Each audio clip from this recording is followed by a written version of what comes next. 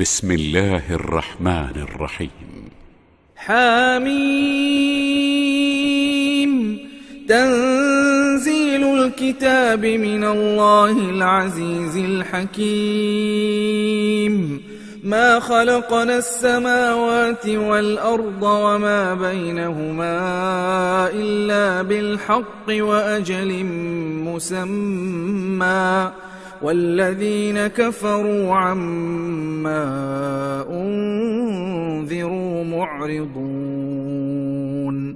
قل أرأيتم ما تدعون من دون الله أروني ماذا خلقوا من الأرض أم لهم شرك في السماوات ائتوني بكتاب من قبل هذا أو أثارة من علم إن كنتم صادقين. ومن أضل ممن يدعو من دون الله من لا يستجيب له إلى يوم القيامة وهم عن دعائهم غافلون. وإذا حشر الناس كانوا لهم أعداء وكانوا بعبادتهم كافرين. وإذا تتلى عليهم آياتنا بينات قال الذين كفروا للحق لما جاءهم هذا سحر مبين أم يقولون افتراه قل إن افتريته فلا تملكون لي من الله شيئا هو أعلم بما تفيضون فيه كفى به شهيدا بيني وبينكم وهو الغفور الرحيم. قل ما كنت بدعا من الرسل وما أدري ما يفعل بي ولا بكم إن أتبع إلا ما يوحى إلي وما أنا إلا نذير مبين. قل أرأيتم إن كان من عند الله وكفرتم به وشهد شاهد من بني إسرائيل على مثله فآمن واستكبرتم إن الله لا يهدي القوم الظالمين. وقال الذين كفروا للذين آمنوا لو كان خيرا ما سبقونا إليه وإذ لم يهتدوا به فسيقولون هذا إفك قديم.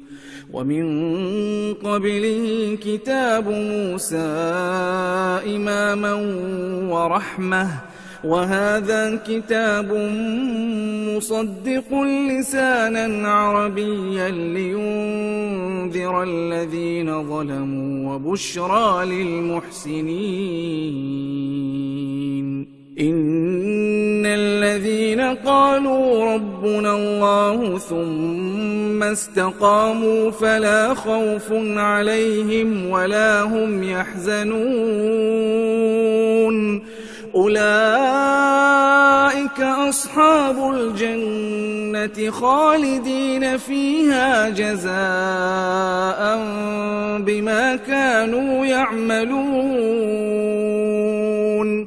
ووصينا الإنسان بوالديه إحسانا حملته أمه كرها ووضعته كرها وحمله وفصاله 30 شهرا حتى إذا بلغ أشده وبلغ 40 سنة قال رب أوزعني أن أشكر نعمتك قال رب أوزعني أن أشكر نعمتك التي أنعمت علي وعلى والدي وأن أعمل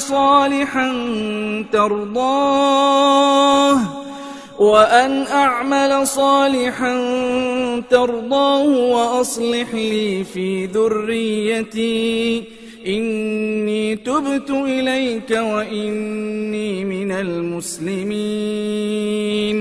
أولئك الذين نتقبل عنهم أحسن ما عملوا ونتجاوز عن سيئاتهم في أصحاب الجنة وعد الصدق الذي كانوا يوعدون.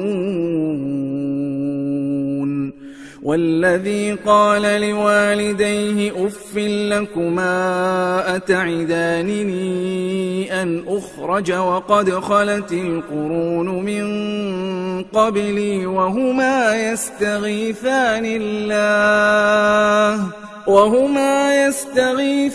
الله ويلك آمن إن وعد الله حق فيقول ما هذا إلا أساطير الأولين.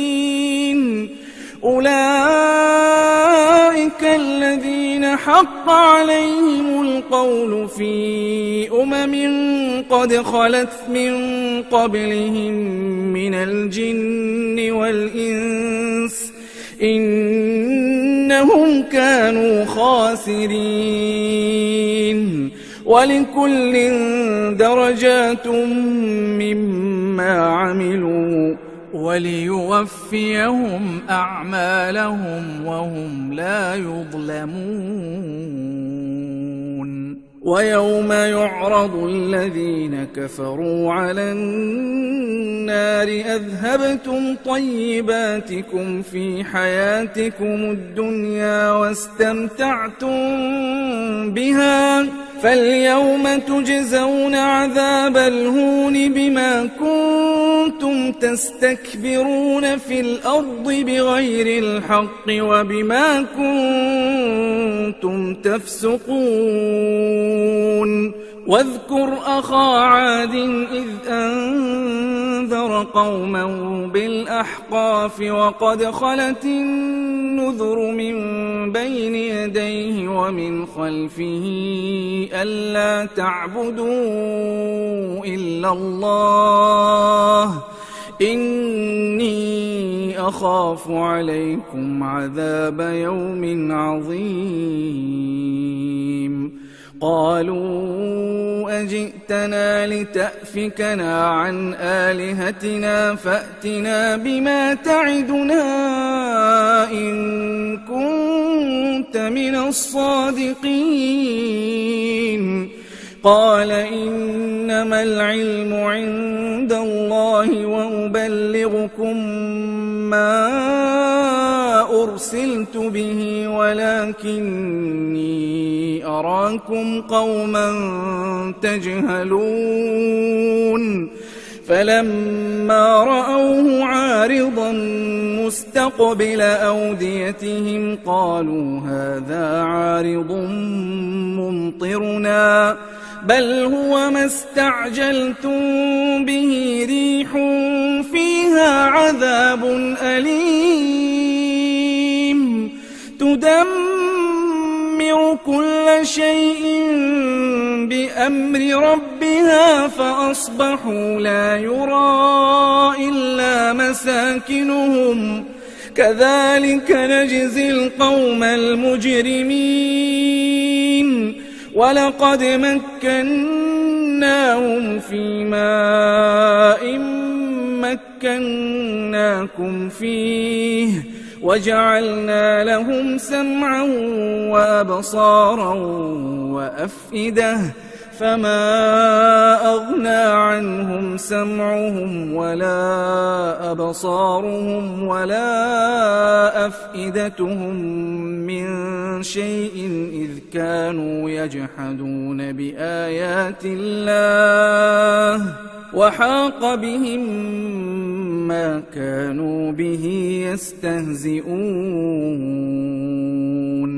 ولقد أهلكنا ما حولكم من القرى وصرفنا الآيات لعلهم يرجعون فلولا نصرهم الذين اتخذوا من دون الله قربانا آلهة بل ضلوا عنهم وذلك إفكهم وما كانوا يفترون وإذ صرفنا إليك نفرا من الجن يستمعون القرآن فلما حضروه قالوا أنصتوا فلما قضي ولوا إلى قومهم منذرين قالوا يا قومنا إنا سمعنا كتابا أنزل من بعد موسى